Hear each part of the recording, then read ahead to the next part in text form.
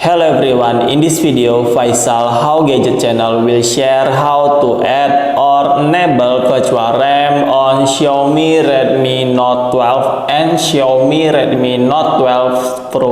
Okay, let's go right into the tutorial. Don't forget to click like and subscribe. First, open your settings menu. Okay, next you open additional settings.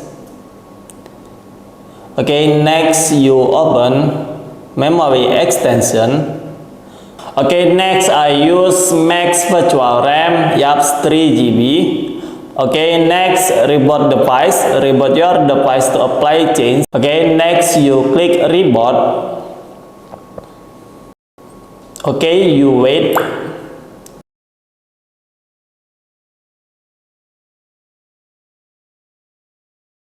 Yup, successfully. Next, I will check settings menu.